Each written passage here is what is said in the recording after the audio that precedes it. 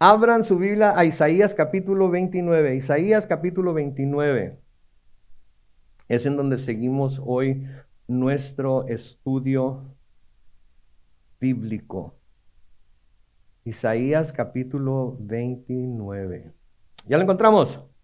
Entonces oremos.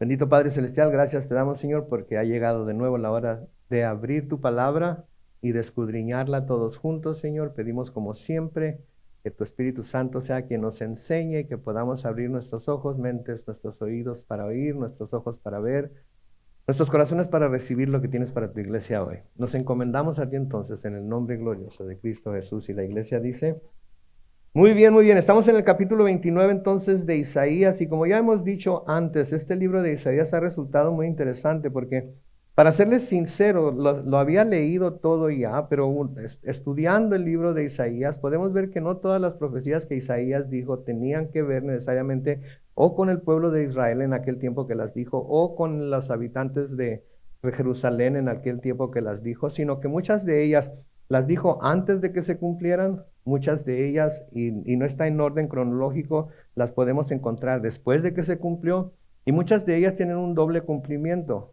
unas que se cumplieron parte en el tiempo en el que se escribieron, pero parte de ellas también se van a cumplir después en los tiempos finales. Y entonces tenemos que prestar atención a lo que se está diciendo aquí con Isaías, porque a menudo creemos que los libros de la Biblia están en un orden cronológico y queremos seguir los libros de la Biblia cronológicamente y encontramos porciones de un libro al principio del libro, pero luego se vuelve a mencionar al final del libro, en medio del libro.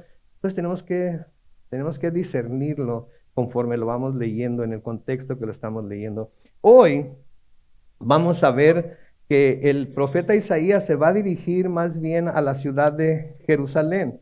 En el capítulo 28 vimos cómo el profeta se estaba refiriendo a Israel, a las 10 tribus de Israel que se llamaban Efraín, llevaban el nombre de Efraín. Hoy se va a dedicar más a referirse a la ciudad de Jerusalén. Y se va a referir a la ciudad de Jerusalén con un nombre que no habíamos escuchado antes, con un nombre que no habíamos oído antes, que se le llamaba Jerusalén. Noten, está ahí en el versículo 1 de Isaías 29, en donde dice: ay de Ariel, Ariel, ay de la ciudad donde habitó David.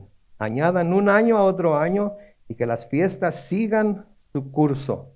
Noten lo que está diciendo aquí, ¿sí?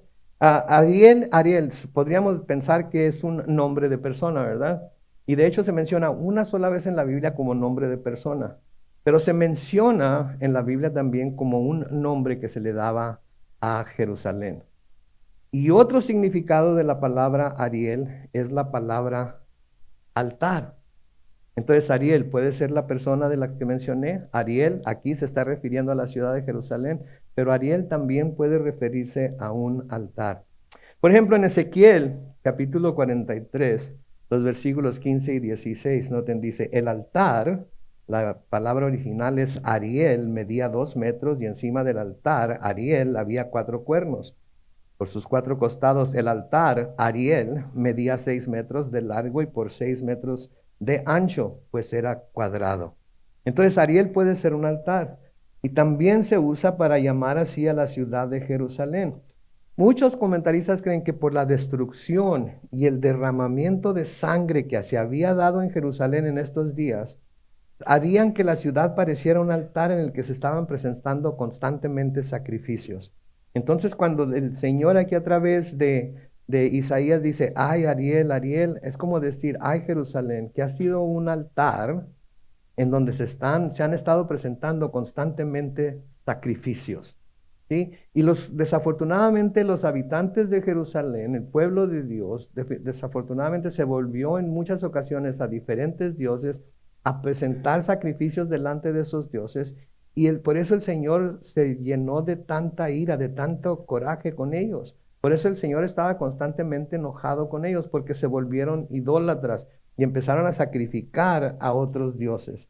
¿Sí? Entonces, el hecho de que comienza aquí con la palabra ay, y la repetición del nombre Ariel indica la tristeza, indica pesar en el corazón del Señor por el estado tan lamentable en el que había caído su ciudad. Porque acuérdense, Dios consideraba y considera todavía a Jerusalén como su ciudad. Es la ciudad de Él, le pertenece a Él, siempre le ha pertenecido a Él. Él la estableció como la capital de Israel y siempre Él la ha llamado suya. Entonces cuando dice ay, está mencionando esos ayes de los que hablamos la semana pasada, y la repetición del nombre Ariel indica que Dios estaba triste, Dios estaba contristado, estaba sintiéndose mal por el pesar que tenía en su corazón por el estado en el que había caído la ciudad. Ahora, este es el segundo de seis ayes que vamos a ver entre este capítulo y el capítulo 33. Okay, entonces, esta es una serie de ayes, de lamentos que Dios hace por las cosas que está viendo entre su pueblo. Y yo creo que el Señor a menudo diría en cuanto a la iglesia, en la situación y en el estado en el que se encuentra ahorita, ay, iglesia de Cristo, creo yo.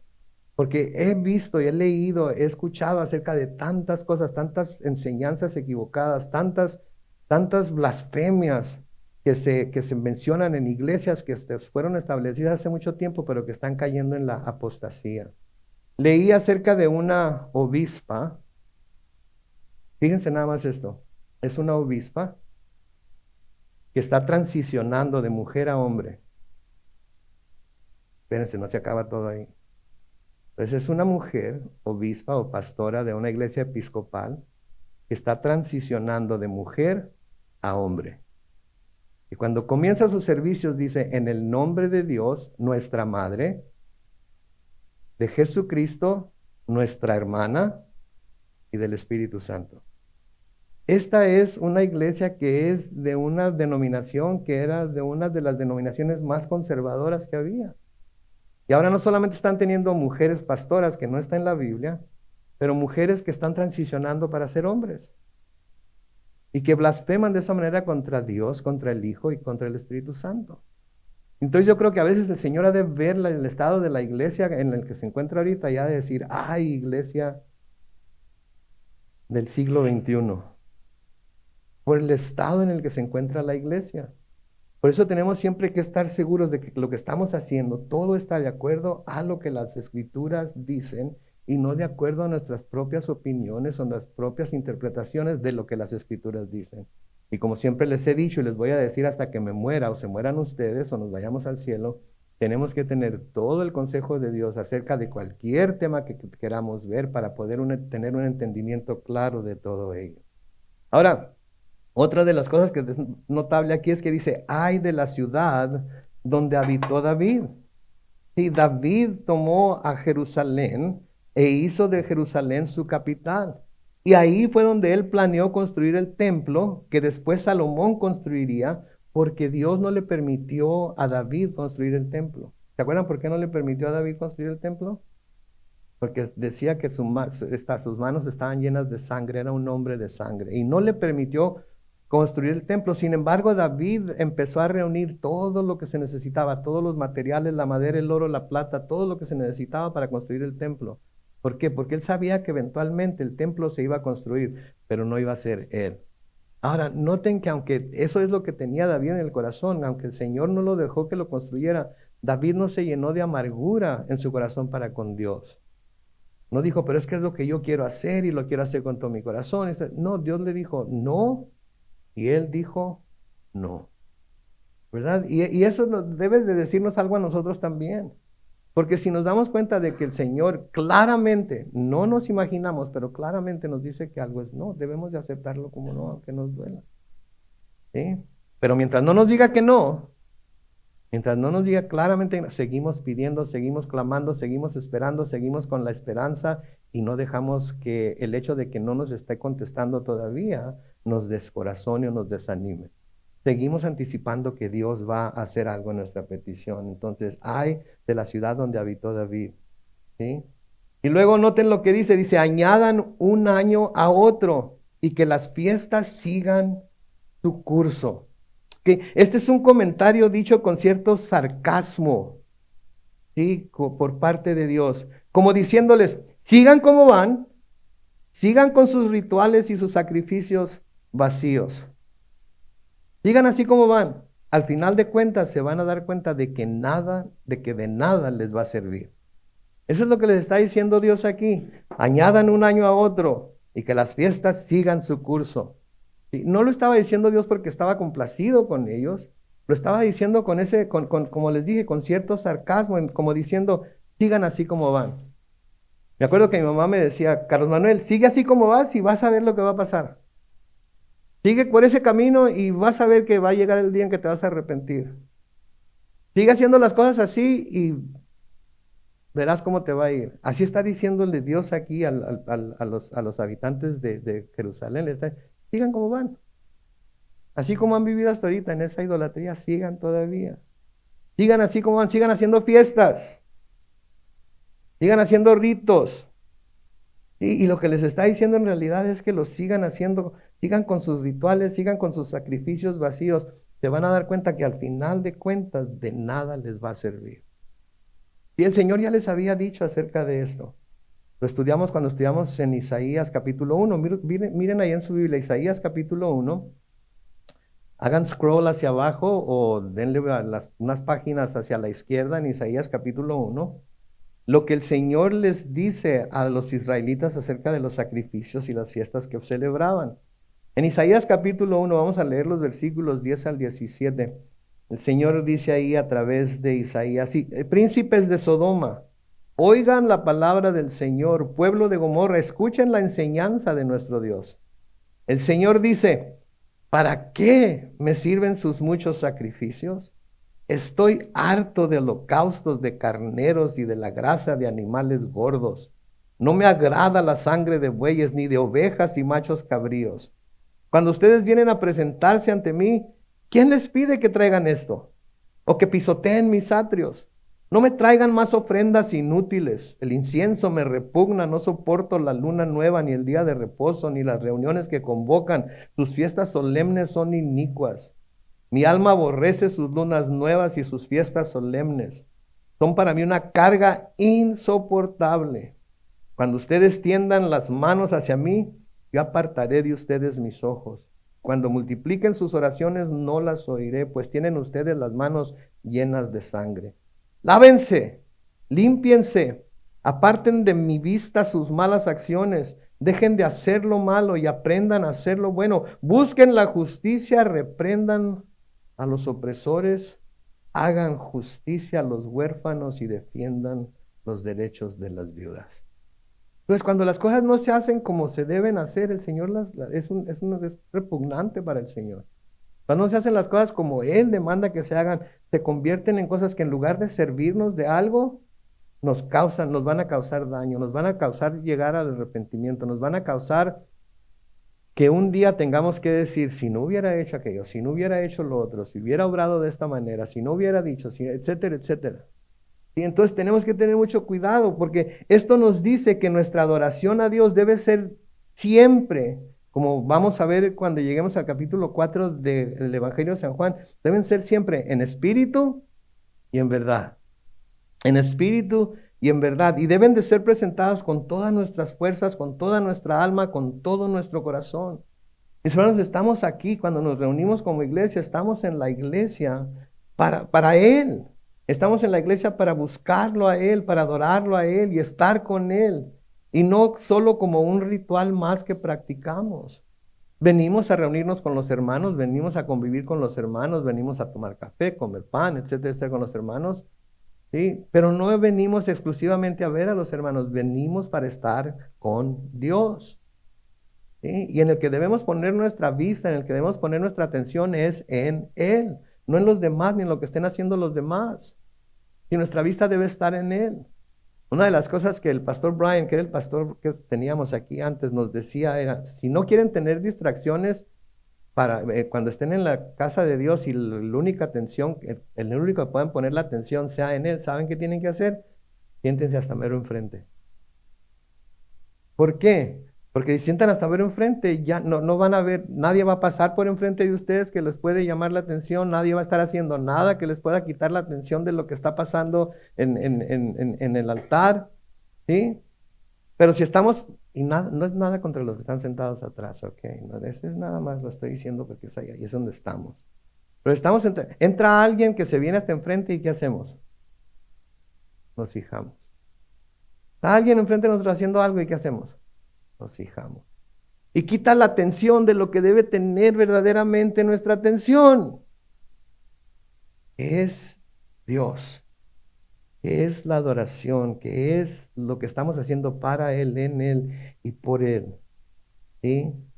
Entonces, cuando las cosas como la adoración, la devoción, la alabanza de Dios no son dadas con todas nuestras fuerzas, con toda nuestra alma, con todo nuestro corazón y en espíritu y en verdad, entonces, digo, no vamos a salir tan llenos y satisfechos como pudiéramos salir, porque no estamos prestando no estamos poniendo toda nuestra atención en Él y en lo que Él nos está tratando de decir a través de su palabra. Ahora, noten las consecuencias para los habitantes de Jerusalén por ese tipo de comportamiento. Versículo 2 de Isaías 29. Pero yo pondré a Ariel, o sea, la ciudad de Jerusalén, bajo asedio y quedará desconsolada y triste. Será para mí como Ariel, como un altar en donde va a presentar sacrificios, porque yo acamparé contra ti y te sitiaré, te rodearé con campamentos y levantaré baluartes para atacarte. No es de la promesa que les está haciendo Dios aquí a Jerusalén y obviamente a los habitantes, no es a la ciudad, porque la ciudad consiste de los habitantes, ¿sí? Entonces dice, yo pondré a Ariel bajo asedio, quedará desconsolada y triste, será para mí como Ariel, porque yo acamparé contra ti, te sitiaré, te rodearé con campamentos y levantaré baluartes para atacarte. De nuevo, aquí se está refiriendo a la humillación de la que serían objeto los habitantes de Jerusalén como resultado de haberse alejado del Señor y no reconocerlo como su Dios. Está claro, le está diciendo claro lo que va a pasar. ¿Verdad? Yo quiero pensar que si a nosotros el Señor nos advirtiera algo así, nos íbamos a arrepentir y íbamos a dejar de hacerlo. Quiero pensar, ¿verdad? Pero quizás llegásemos a ser como Jerusalén.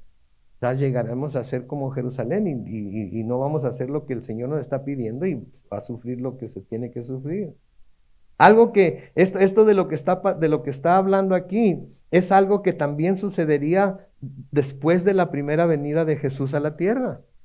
Es algo que iba a pasar después de la primera venida de Jesús a la tierra, después de que él ministrara en la tierra, después de que él fuera enjuiciado y crucificado, después de que resucitara y ascendiera al cielo. Algo semejante a esto iba a volverle a pasar a Jerusalén, precisamente porque no reconocieron a Jesús como su Dios, como su Mesías. ¿Sí? En Lucas capítulo 19, los versículos 43 y 44, noten lo que les dice ahí el Señor. Porque van a venir sobre ti, hablándole a Jerusalén, días cuando tus enemigos levantarán un cerco a tu alrededor y te sitiarán y te destruirán por completo, a ti y a tus hijos dentro de ti, y no dejarán en ti piedra sobre piedra, por cuanto no te diste cuenta del momento en que Dios vino a visitarte.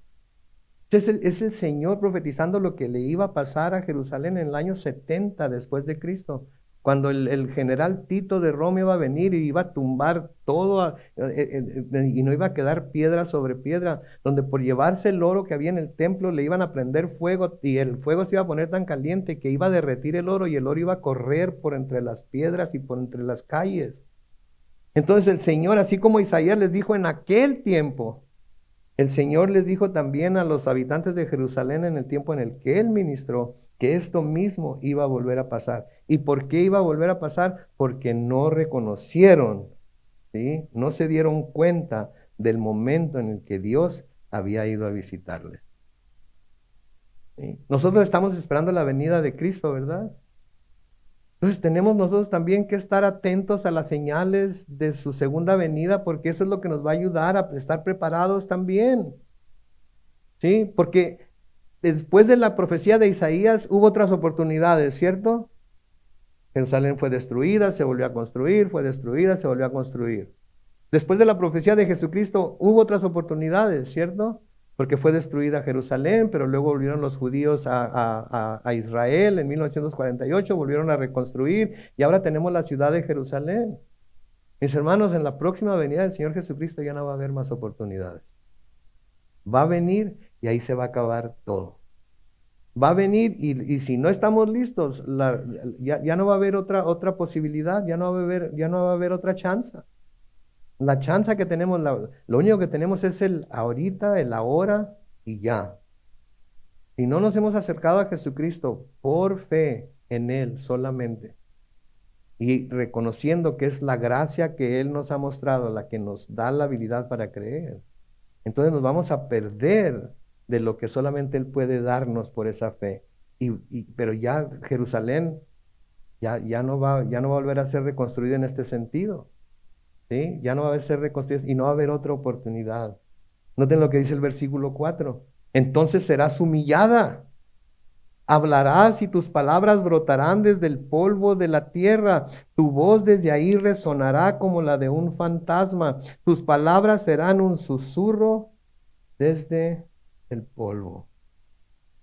¿Sí? Tus palabras serán un susurro desde el polvo. Les está dando la oportunidad. El hecho de que Dios les diga que esto va a suceder no quiere decir que Él está decretando que va a suceder. Les está diciendo que si no cambian su camino, eso es lo que va a suceder. El profeta Isaías les está advirtiendo de lo que va a suceder. ¿Sí? No es la voluntad decretiva de Dios, es la voluntad permisiva de Dios. Les está advirtiendo lo que va a suceder para que cambien sus malos caminos y no tengan que pasar por lo que está describiendo aquí. Sí, entonces ellos tenían que haber prestado atención, pero no prestaron atención. Y esto es algo que el Señor les dijo desde el principio, desde que los sacó de la tierra de Egipto, desde que les dio la ley la primera vez, y desde que les habló acerca de las consecuencias de la obediencia a Él y la desobediencia a Él también.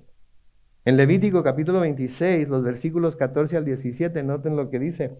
Pero si no me oyen ni cumplen con todos estos mandamientos míos, sino que desdeñan, que quiere decir desprecian mis decretos, menosprecian mis estatutos, no practican todos mis mandamientos e invalidan mi pacto, esto es lo que haré con ustedes. Les enviaré terror, extenuación y fiebre, que los atormentarán y les consumirán los ojos. En vano sembrarán ustedes su semilla, porque sus enemigos se la comerán. Yo les volveré la espalda y ustedes caerán heridos delante de sus enemigos. Estos serán sus amos y ustedes huirán sin que nadie les persiga. Es lo mismo que le estaba diciendo a Jerusalén. Está diciendo que sus enemigos iban a venir sobre ellos, los iban a sitiar, los iban a quemar, los iban a derribar. Y son palabras que no nos gusta escuchar de la palabra de Dios, son palabras que raras veces se hablan. Pero podemos ver que Dios es constante en lo que hace, no tiene sombra de cambio. Él es, Él fue, es y será siempre y no cambiará para nada, no cambia su manera de operar. Ahora, con esto el Señor estaba derribando la elevada imagen que Israel y en este caso los habitantes de Jerusalén tenían de sí mismos. Y en lugar de llamarse a sí mismo Ariel y la ciudad donde habitó David, sería humillada y iba a caer hasta el polvo. ¿Sí? En un lugar de un discurso, en lugar, perdón, de un discurso arrogante y pretencioso, su voz va a ser como un susurro, como la de un fantasma. ¿Por qué? Porque se creían que todo lo podían, porque creían que ellos eran los meros meros. Ellos eran los más santos, era el pueblo escogido de Dios, eran aquellos que eran los que verdaderamente estaban caminando con el Señor cuando el Señor los estaba viendo y estaban viendo que eran como sepulcros blanqueados, les decía a los fariseos, ¿se acuerdan? Les decía es lo mismo que les está diciendo, ustedes se creen que son los meros meros, que son los más santos, ustedes son los que creen que van a juzgar a todo el mundo, van a juzgar a todos los que están a su alrededor. Ellos son los pecadores, ustedes no. Y ellos eran los que estaban podridos por dentro. Por eso la palabra de Dios en el Nuevo Testamento nos dice que tengamos cuidado los que creemos estar firmes, no vaya a ser que vayamos a caer. Y por eso nos dice que no debemos de creernos más nosotros que todos los demás, porque si vemos que alguien peca, en lugar de juzgarlo, debemos de tratar de restaurarlo y decir, solo por la gracia de Dios no estoy yo en la situación en la que él o ella se encuentra hoy. Porque todos sabemos de lo que somos capaces, ¿no es cierto? En el versículo 5 y 6, noten lo que dice en Isaías 29, la multitud de tus enemigos parecerá un polvo menudo. La multitud de los fuertes se parecerá al tamo que pasa. Y todo esto sucederá en un momento, de repente. El Señor de los ejércitos te visitará con truenos, terremotos, con el estruendo de un torbellino y de una tempestad, con la llama de un fuego consumidor. De nuevo, son advertencias. Dios no quiere hacer esto, les está advirtiendo lo que puede pasar si ellos no se arrepienten. ¿Sí? De nuevo, esto no es lo que va a pasar. Esto no es lo que les va a pasar. Si no se arrepienten, les va a pasar. Y vamos a ver más adelante que no se arrepintieron. Y fue exactamente lo que sucedió. ¿Sí? Noten, la visita del Señor a su pueblo se describe utilizando imágenes de los mismos elementos que lo acompañaron en el monte Sinaí cuando Moisés recibió la ley. En Éxodo 19 y el versículo 16, noten lo que dice: al tercer día por la mañana hubo truenos y relámpagos, y una espesa nube se posó sobre el monte, y hubo un fuerte sonido de bocina, y todo el pueblo que estaba en el campamento, ¿qué pasó? Se estremeció. Pero ¿saben qué pasó en aquel tiempo? El pueblo se purificó, el pueblo se preparó para recibir al Señor, el pueblo se preparó para lo que Dios iba a hacer. En el tiempo de Isaías, desafortunadamente, no se prepararon. Y yo creo que todas estas cosas que estamos leyendo, sabiendo que un día va a venir el Señor, son una, no llamada de atención necesariamente, pero son un recordatorio que nosotros también tenemos que estar preparados, tenemos que estar listos. Nuestra atención debe estar puesta en el cielo de donde va a venir nuestra redención. Y ahí es en donde debe estar puesta nuestra vista, ahí es donde debe estar puesta de ahí es en donde debemos de tomar nuestro ejemplo, de ahí es en donde debemos buscar que el Señor venga. ¿Sí? Entonces nuestros ojos deben estar puestos en el cielo, en donde está Cristo sentado a la derecha del Señor, ¿verdad? Intercediendo por nosotros. Eso es lo que debemos estar haciendo. Y esto nos habla de cómo Dios, de nuevo, es el mismo ayer, hoy y por siempre. Lo que hizo en aquel tiempo lo va a hacer en este tiempo. Él no va a cambiar porque la cultura cambia. Él no va a cambiar porque las costumbres cambian. Él no va a cambiar porque diferentes países tienen diferentes maneras. Él va a hacer las cosas como Él siempre las ha hecho, con justicia, con verdad, con rectitud, porque Él es Dios y Él es perfecto. Y luego noten el versículo 7, la multitud de todas las naciones que pelean contra Ariel será como el sueño de una visión nocturna, así serán todos los que pelean contra ella y contra su fortaleza y los que lo ponen bajo asedio. Noten, serán como un sueño de una visión nocturna. Yo creo que todos tenemos una idea de lo que eso es, ¿verdad? Y así serán todos los que peleen contra ella. Lo que está diciendo es que así de rápido como estas naciones iban a aparecer para atacar y pelear contra Jerusalén, así también de rápido iban a desaparecer. Así también de rápido iban a dejar de existir. Y lo vemos que eso sucedió con esas naciones. Hablamos ya de Asiria, hablamos ya de Babilonia, que el Señor, después de que los usó para disciplinar a su pueblo, ¿qué pasó? Las destruyó completamente. Versículo 8, hablando de esas mismas naciones, les pasará lo mismo que al que tiene hambre y sueña. Y le parece que come, pero cuando despierta su estómago está vacío. O como el que tiene sed y sueña, y le parece que bebe, pero cuando despierta se encuentra cansado y sediento. Así será la multitud de todas las naciones que pelearán contra el monte de Sión. Y ya sabemos que el monte de Sión es en donde estaba Jerusalén. En otras palabras, solo van a ser usadas por Dios para disciplinar a su pueblo, pero no podrán permanecer. Todo lo que hayan hecho que creían que sería para su beneficio, de nada les va a servir. Todo lo que habían hecho que creían que era para su beneficio, de nada les va a servir. Versículo 9, deténganse y asómbrense, ofúsquense y queden ciegos, embriáguense, pero no con vino, tambaléense, pero no por causa de la sidra, porque el Señor ha derramado sobre ustedes un espíritu que los hace dormir, ha cerrado los ojos de sus profetas y ha echado un velo sobre la cabeza de sus videntes. Noten lo que está diciendo el Señor aquí. Deténganse y asómbrense. Y le está diciendo al pueblo de Jerusalén, les está diciendo, deténganse, dejen de hacer lo que están haciendo y queden asombrados. ¿Sí? Ofúsquense, quédense ciegos, embriáguense. Pero noten que dice no de vino, tambaléense, pero no por causa de la sidra, que era una bebida alcohólica, no es como la de manzana que tenemos ahora. Porque el Señor ha derramado sobre ustedes un espíritu que los hace dormir, ha cerrado los ojos de sus profetas y ha echado un velo sobre la cabeza de sus videntes. Y videntes también es una otra palabra que quiere decir profeta, que quiere decir alguien que dice el futuro, de los que pueden ver hacia el futuro. Entonces, mientras que los líderes religiosos de Israel estaban físicamente borrachos, como vimos en el capítulo 28 y el versículo 7 de Isaías, los de Jerusalén no se tambaleaban por las bebidas embriagantes, sino por la ignorancia del Señor y de sus caminos. Por la ignorancia del Señor y de sus caminos. Eso era lo que los hacía tambalearse, eso es lo que los tenía borrachos. No conocían al Señor en realidad. Aunque Él se había estado tratando de dar a conocer por medio de los profetas, por medio de los videntes, por medio de su palabra, ellos no lo conocían. Y por eso eran tambaleantes.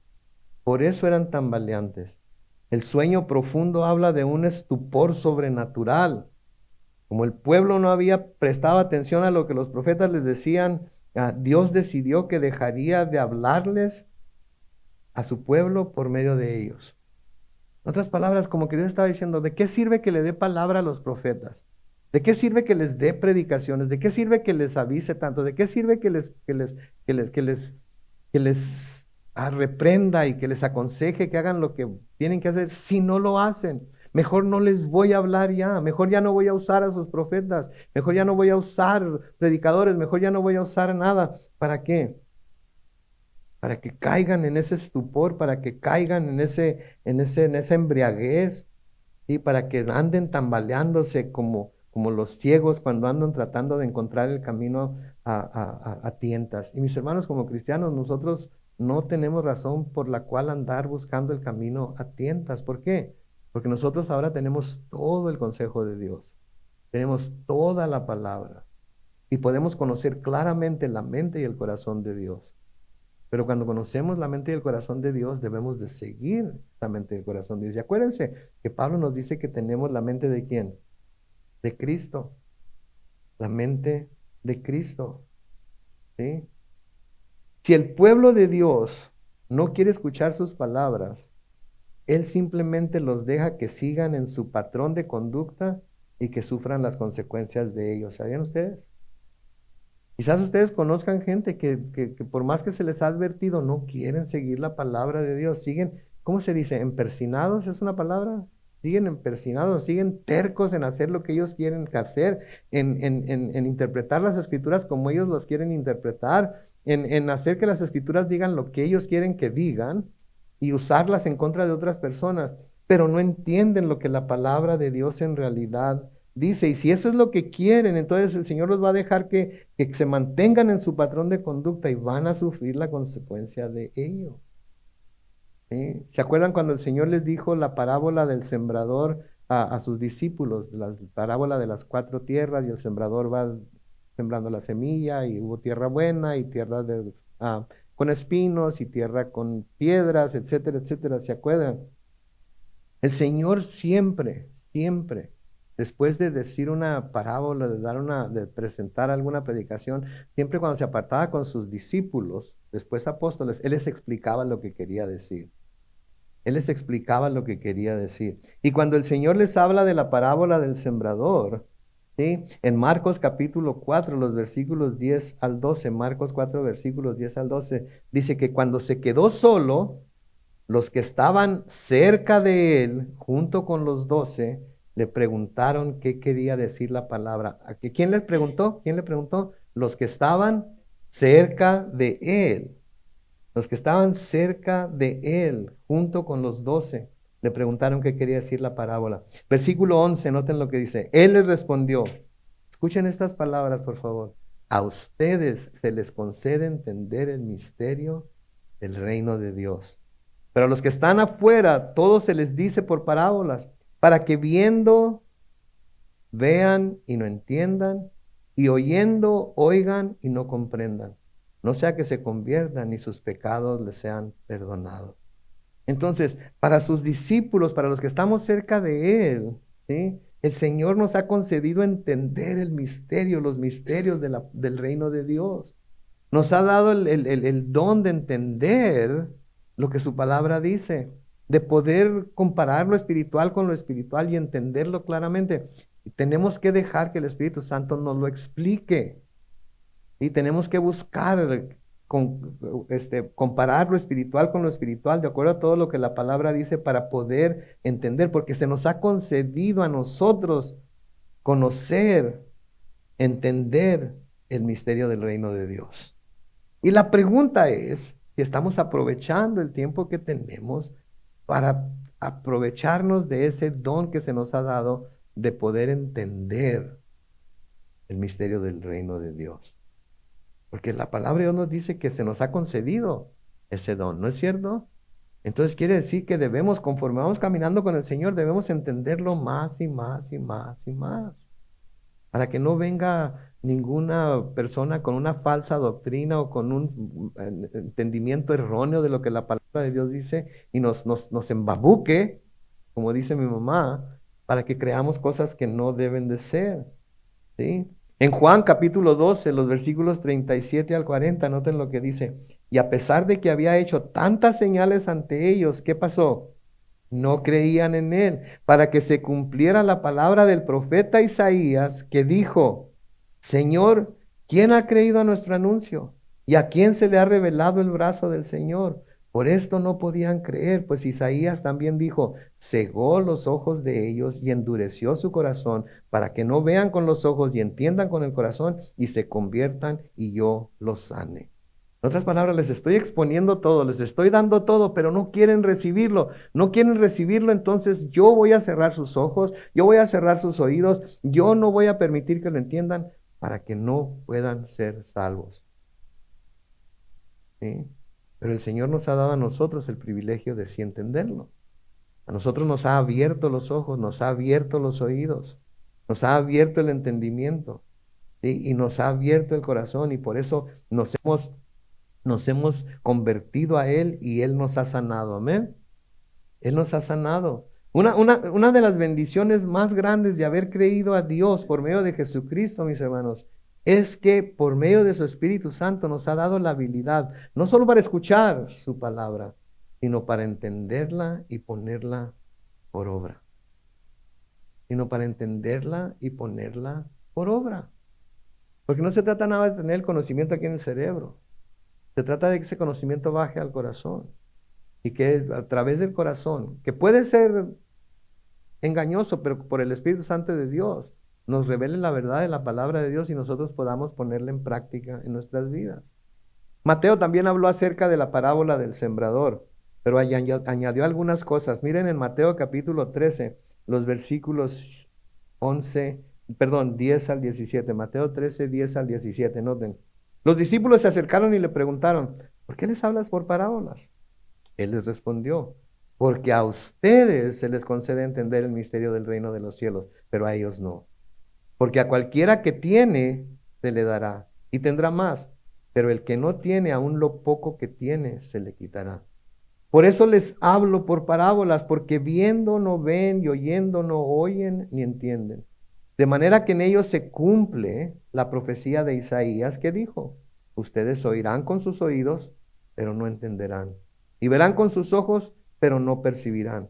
Porque el corazón de este pueblo se ha endurecido, con dificultad oyen con los oídos y han cerrado sus ojos. No sea que con sus ojos vean y con sus oídos oigan, con su corazón entiendan y se vuelvan a mí y yo los sane. Versículo 16, noten lo que les dice a sus discípulos: pero dichosos los ojos de ustedes porque ven y los oídos de ustedes porque oyen.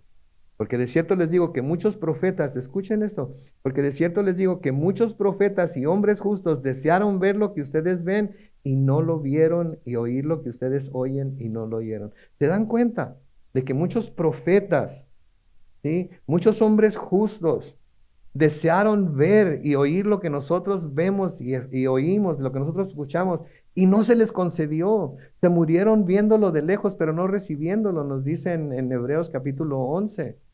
Pero a nosotros, juntamente con los discípulos, se nos ha dado el privilegio no solamente de poder verlo, sino de poder oírlo también y de poder creerlo también.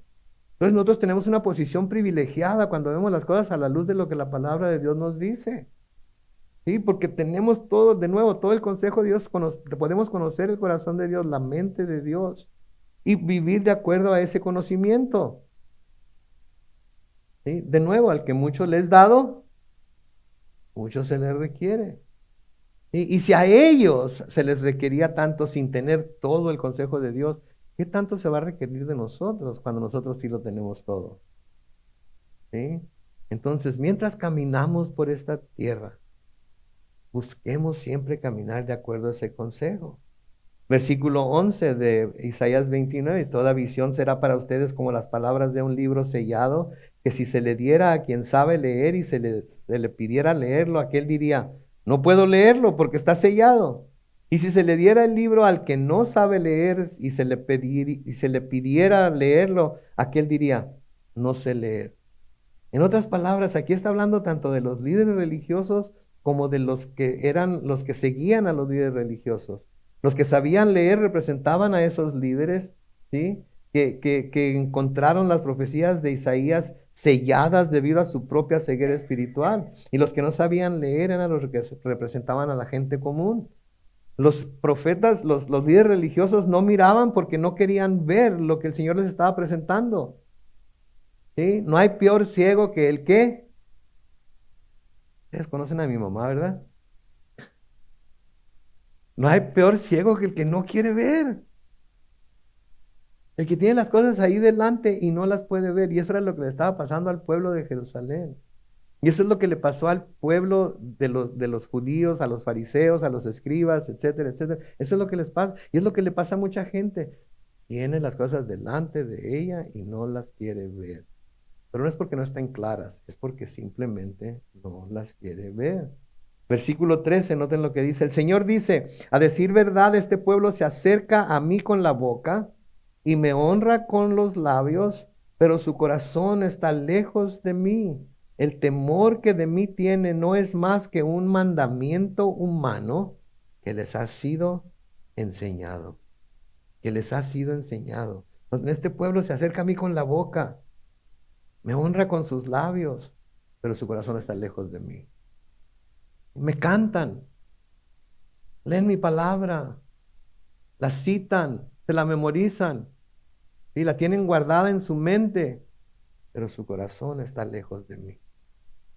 Su corazón no siente, su corazón está muerto. ¿Sí?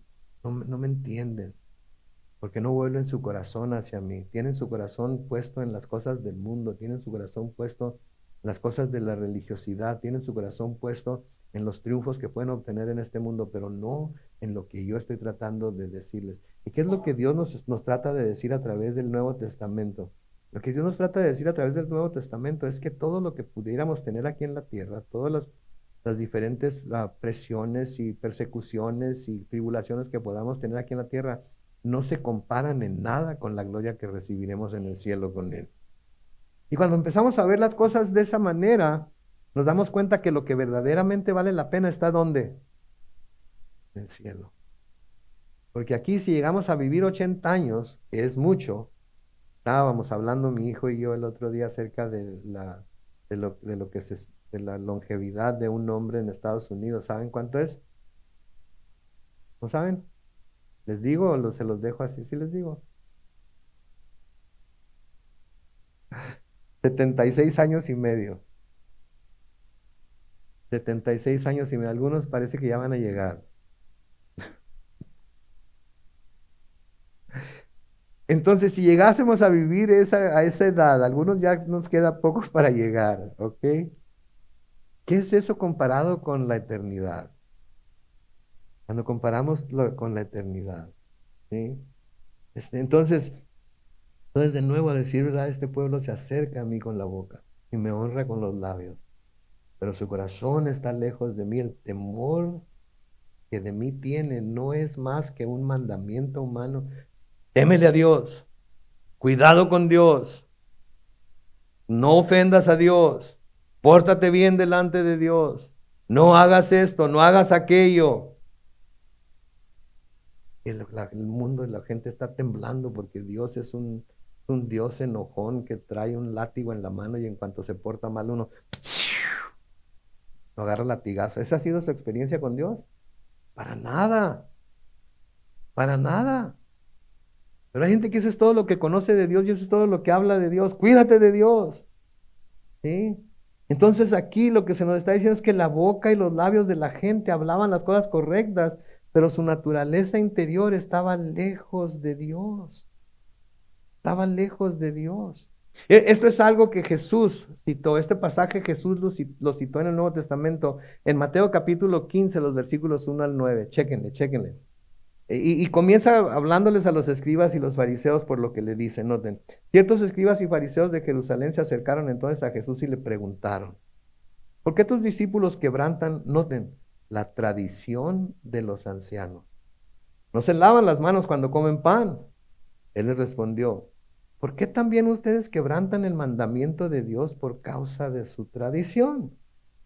Porque Dios dijo, y este es el ejemplo que Él les va a dar, ¿ok? Dios dijo, honra a tu padre y a tu madre. También el que maldiga al padre o a la madre morirá irremisiblemente. Quiere decir sin remedio, tiene que morir. Pero ustedes dicen en el versículo 5, cualquiera que diga a su padre o a su madre, todo aquello con lo que podría ayudarte es mi ofrenda a Dios, ya no tiene que honrar a su padre o a su madre. Y así por la tradición de ustedes invalidan el mandamiento de Dios. Hipócritas, bien profetizó de ustedes. ¿Quién profetizó? Isaías cuando dijo lo que acabamos de leer en Isaías 13, este pueblo me honra con los labios, pero su corazón está lejos de mí. No tiene sentido que me honren si sus enseñanzas son mandamientos humanos. ¿Qué le estaba diciendo Dios aquí? Miren, la palabra de Dios dice que honren a su padre y a su madre. Y por el contexto sabemos que está hablando de que si su padre y su madre necesitan ayuda económica, ustedes como hijos tienen la obligación de ayudarles. Pero ustedes para zafarse de ayudarles, ¿qué hacen? Oh, no, jefe, no, jefa, no te puedo ayudar. Es que lo único que traigo en la bolsa es mi diezmo. Lo único que traigo en la bolsa es lo que le voy a dar a Dios. Y no puedo usar lo que le tengo que dar a Dios para ayudarte a ti. Y lo que el Señor está diciendo aquí, hipócritas, están usando a Dios como pretexto para no obedecer a Dios, más de honrar a sus padres. Porque Dios quiere que honren a sus padres. Es más, es tan severo el mandamiento de honrar a padre y madre, ¿sí? Que Dios está dispuesto a que no le den ofrendas a Él si se le tiene que ayudar al papá y la mamá. Pero hay quienes, no, que la ofrenda de Dios es de Dios. Y no se le puede dar a nadie más, no se le puede dar o usarse para nada más. ¿En serio? No tienes que comer en el refrigerador más que lo que legalistamente has designado que es tu ofrenda o tu diezmo. Y en lugar de darles de comer a tu familia, vas a... ¿En serio? Si no puedes proveer para tu familia, ¿qué nos dice que vas a dar verdaderamente la ofrenda al Señor? ¿Sí? La palabra de Dios nos dice que el que no provee para su familia se ha tratado como que, como un incrédulo. Entonces, ¿qué quiere Dios? ¿Que provean de su familia o que los se vean ser vistos como un incrédulo? Que provean para su familia. Sin embargo, ¿cuántas personas, vamos a decirlo, cuántos hombres hay que no se encargan de sus familias, que no cuidan de sus familias? Que todo es para acá, todo, como decía mi papá, ustedes son como el asadón, todo para acá, pero para la familia, nada. ¿Sí? Y la familia está sufriendo, la familia no tiene todo lo que necesita, pero ellos tienen todo lo que quieren. Entonces, no debemos ser hipócritas. Debemos reconocer que hay ciertas cosas que son enseñanzas de hombres, que son mandamientos humanos, que nada tienen que ver con lo que la palabra de Dios manda. Y por eso es necesario que conozcamos bien la palabra de Dios, para cuando alguien quiera venir a imponernos algún mandamiento hecho por hombres, no lo escuchemos y no lo pongamos en práctica. No lo pongamos en práctica. ¿Sí? Así los habitantes de Jerusalén estaban dispuestos a escuchar los malos consejos y enseñanzas de sus líderes, pero no a poner por obra los mandamientos de Dios. ¿Y cuál fue el resultado? Noten el versículo 14. Por eso volveré a despertar la admiración de este pueblo con un prodigio impresionante y maravilloso. Quedará deshecha la sabiduría de sus sabios y se desvanecerá la inteligencia de los entendidos. Noten, voy a despertar la admiración de este pueblo con un prodigio impresionante y maravilloso. ¿Y cuál es ese prodigio? Que va a quedar deshecha la sabiduría de los sabios y se desvanecerá la inteligencia de los entendidos. El prodigio impresionante del que se está hablando aquí, el prodigio impresionante de Dios, incluye tanto el juicio sobre los soberbios como la salvación de los humildes. Y la inteligencia del entendido va a desvanecer. Ahora, esto se transfiere también al Nuevo Testamento y Pablo lo explica exactamente lo que Dios quería decir con ese texto. ¿Sí? Pablo lo explica a la perfección. Noten, en 1 Corintios capítulo 1, los versículos 18 al 25, noten lo que dice ahí. El mensaje de la cruz es ciertamente ¿qué? Una locura para los que se pierden, así como eran una locura las profecías de Isaías para los líderes religiosos. Pero para los que se salvan, es decir, para nosotros, ¿qué es la cruz? El poder de Dios. Versículo 19, pues está escrito, destruiré la sabiduría de los sabios y desecharé la inteligencia de los inteligentes. Versículo 20, ¿dónde está el sabio? ¿Dónde está el escriba? ¿Dónde está el que escudriña estos tiempos? ¿Acaso no ha hecho Dios que enloquezca la sabiduría de este mundo? ¿Ustedes qué creen? ¿Ha hecho Dios que enloquezca la sabiduría de este mundo? ¡Qué bárbaro! ¿Y acaso no ha hecho Dios que enloquezca la sabiduría de este mundo? Porque Dios no permitió que el mundo lo conociera mediante la sabiduría, sino que se dispuso a salvar a los creyentes. ¿Por qué? Por la locura de la predicación. ¿Se dan cuenta ustedes? Él decidió que no lo iba a hacer con grandes milagros, lo iba a hacer por la locura de la predicación. Yo creo que muchos piensan que nosotros estamos locos cuando decidimos venir a sentarnos en un lugar a escuchar a un tipo como yo predicar la palabra de Dios. Pero ¿cómo es como adquirimos la sabiduría de Dios? ¿Cómo es como adquirimos el conocimiento de Dios, el conocimiento del corazón de Dios? ¿Cómo es que somos hechos salvos por medio de la fe? Por la predicación. ¿Sí? Por la predicación. Porque la fe viene por, y el oír. Así lo decidió Dios, yo no lo decidí así. Así lo decidió Dios. Y todos haber escuchado una predicación de alguien en algún momento cuando necesitábamos escuchar lo que ese predicador dijo. Y nos tocó el corazón, nos quebrantó y reconocimos nuestra necesidad y nos acercamos a Dios. Escuchamos esa predicación como un llamado para acercarnos a Dios, ¿sí? Para acercarnos a Dios. Versículo 22 sigue diciendo, los judíos piden señales y los griegos, nosotros que predicamos a Cristo crucificado, que para los judíos es ciertamente un tropezadero y para los no judíos una locura, pero para los llamados, tanto judíos como griegos, Cristo es poder de Dios y sabiduría de Dios, porque lo insensato de Dios es más sabio que los hombres y lo débil de Dios es más fuerte que los hombres. Por eso Pablo se gloriaba en su debilidad. Porque, porque él sabía que cuando más débil era, más fuerte era.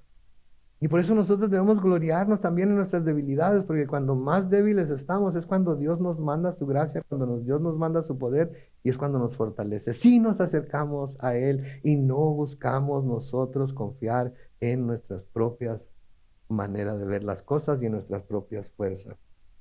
Versículo 15, hay de los que se esconden del Señor y encubren el consejo y todo lo hacen en tinieblas y todavía dicen, nadie nos ve, nadie nos conoce. La perversidad de ustedes será reputada, que quiere decir juzgada o vista como el barro del alfarero. ¿Acaso la obra dirá que quien la hizo realmente no la hizo? ¿Acaso la vasija dirá que quien la modeló no sabía lo que estaba haciendo? Es la mentalidad que hay ahorita, ¿verdad? Con el homosexualismo, el transexualismo y todo eso. Dios no sabía lo que estaba haciendo. La regó, porque me dio cuerpo de hombre, pero yo me siento como mujer.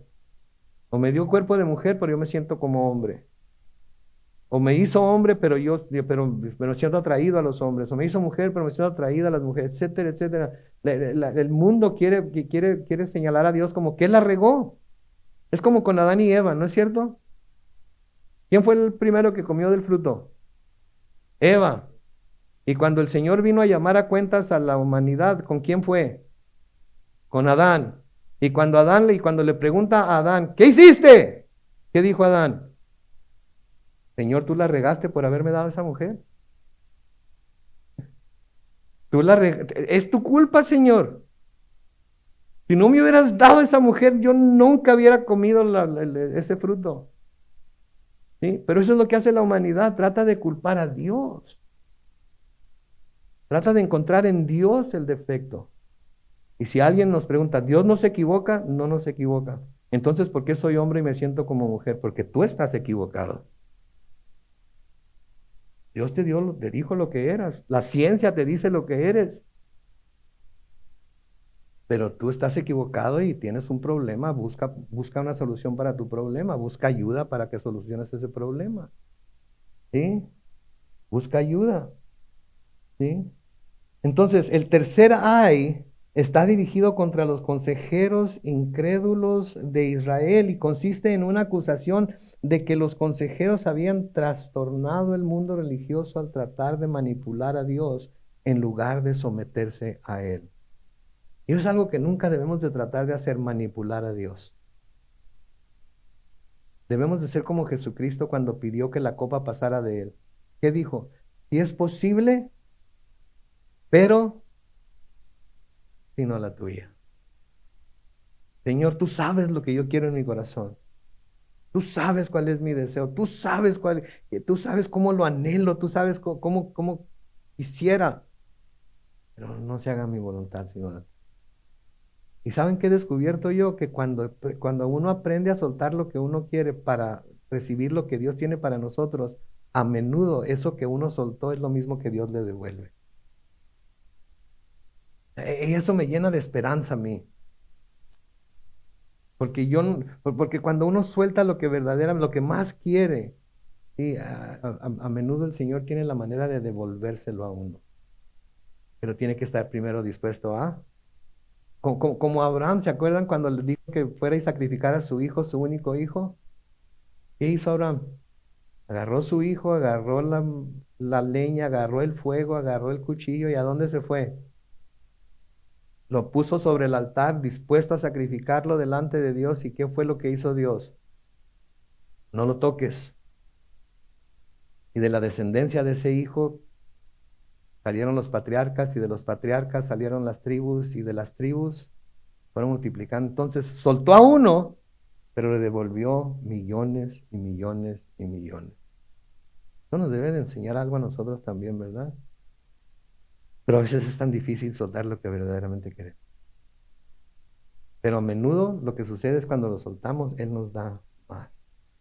Y entonces ellos estaban tratando de manipular a Dios en lugar de someterse a Él. Y como el alfarero, ¿sí? Él puede hacer lo que necesite hacer para convencer a los malos de que se arrepientan y se vuelvan a Él siendo Dios. Y así como el alfarero puede destruir el barro que está haciendo, así Dios también puede usar ese barro para hacer con él lo que Él quiera, porque Él es el dueño de ese barro. ¿Sí? En Jeremías capítulo 18, los versículos 1 al 8 dice: la palabra del Señor vino a mí, Jeremías, y me dijo: levántate y ve a la casa del alfarero, ahí te daré un mensaje. Yo me dirigí a la casa del alfarero y lo encontré trabajando sobre el torno. La vasija de barro que él hacía se deshizo en su mano, así que él volvió a hacer otra vasija y tal como él quería hacerla. Entonces la palabra del Señor vino a mí y me dijo, escuchen esto por favor, o léanlo en el versículo 6, casa de Israel, ¿acaso no puedo yo hacer con ustedes lo mismo que hace este alfarero?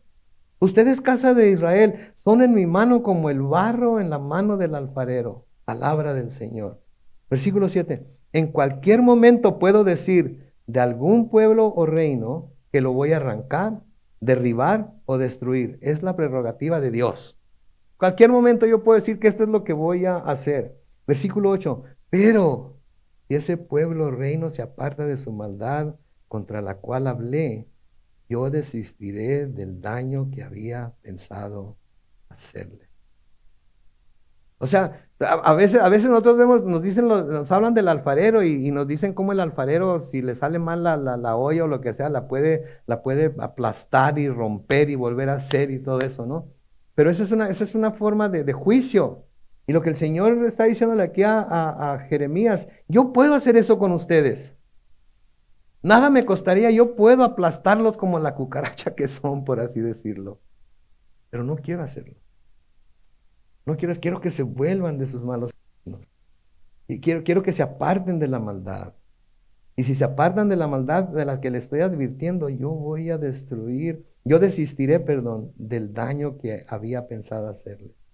En Ezequiel capítulo 10, versículo 21, dice, pero si el malvado da la espalda a todos los pecados que cometió,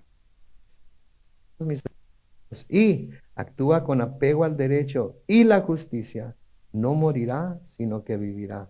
No le será tomada en cuenta ninguna de las transgresiones ya para actuar con justicia. Perdón, por actuar con justicia. Versículo 23. ¿Acaso me es placentero que el malvado muera?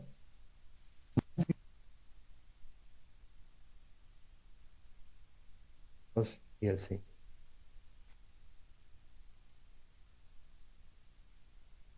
Día Dios pondría patas arriba el mundo social del consejero desinflando lo pretencioso y lo elevado,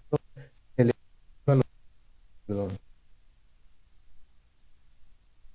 Lo que sucedió durante la primera venida del Señor. ¿Qué fue lo que sucedió durante la primera venida del Señor? El Señor vino, pero ¿para qué? Para liberar a los cautivos.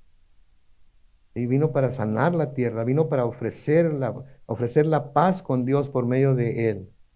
En Lucas capítulo 4, los versículos 16 al 19, y con esto vamos a terminar aquí hoy, citando a Isaías 61, 1 y 2, Lucas 4, versículos 16 al 19, Jesús fue a Nazaret donde se había criado, y en el día de reposo entró en la sinagoga, como era su costumbre, y se levantó a leer las escrituras, perdón.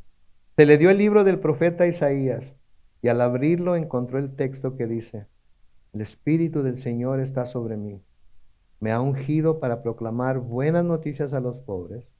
Me ha enviado a proclamar libertad a los cautivos, a dar vista a los ciegos, a poner en libertad a los oprimidos y a proclamar el año de la buena voluntad del Señor. A eso fue lo que vino el Señor Jesucristo. Y eso es lo que sigue haciendo. En su paciencia sigue proclamando la buena voluntad del Señor. Todavía no está haciendo llover juicio sobre la humanidad. A veces pensamos que todas las catástrofes y cosas que pasan, los incendios y todo, es Dios, es la ira de Dios cayendo sobre... No, mis hermanos, cuando la ira de Dios caiga sobre el mundo, se llama la gran tribulación.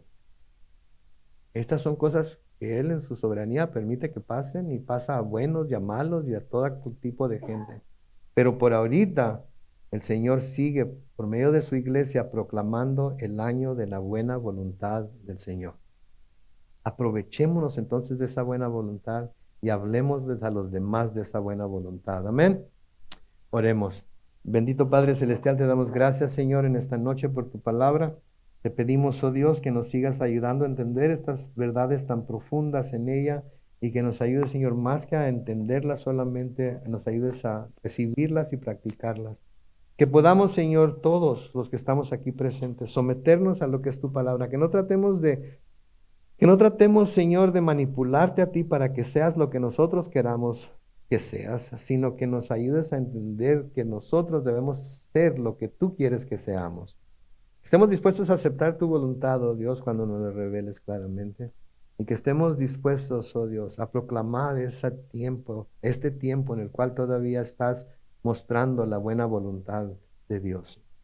Padre, nos encomendamos a ti. Te damos honra, gloria y alabanza porque tú lo mereces todo. Y lo hacemos en el nombre glorioso de Cristo Jesús. Y la iglesia dice, amén y amén.